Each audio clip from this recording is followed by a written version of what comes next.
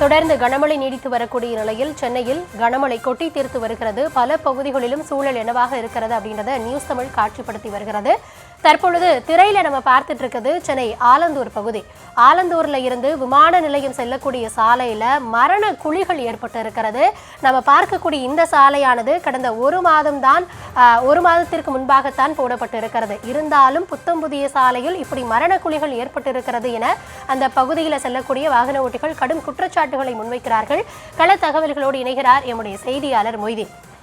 வணக்கம். சென்னையில ஒரு பிரதானமான ஒரு சாலை ஆலந்தூர்ல இருந்து விமான நிலையம் செல்லக்கூடிய அந்த சாலை போட்டு ஒரு மாசம் தான் ஆகுது. ஆனா அங்க சாலையை பார்க்கிறோம், சாலை இருக்கக்கூடிய நிலையை பார்க்கிறோம். வாகன ஓட்டிகள் என்ன சொல்றாங்க, சாலையினுடைய தரம் தொடர்ந்து அவர்கள் என்ன குற்றச்சாட்டுகளை முன்வைக்கிறாங்க?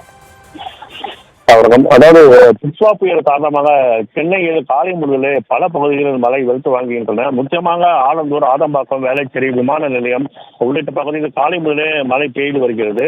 குறிப்பாக சென்னையில் இருந்து தென்கிழக்கு 50 கிலோமீட்டர் தொலைவில் உள்ள இந்த புயலால் இந்த பகுதி முழுவதும் சற்று தரைக்காற்று அதிகமாக வீசி வருகிறது. இந்நிலையில் சென்னை ஆலந்தூரிலிருந்து விமான நிலையம் நோக்கி செல்லக்கூடிய ஜிஎஸ்டி சாலை எங்கும் மழையின் காரணமாக தற்பொழுது குண்டும் குழியுமாக இருக்கிறது. இந்த சாலை சீரமைத்து ஒரு வாரம் அல்லது 15 ஒரு மாதத்துக்குள்ளே ஆகின்ற நிலையில் தற்பொழுது இந்த பகுதி முழுவதும் குண்டும் குழியமாக இருக்கிறது.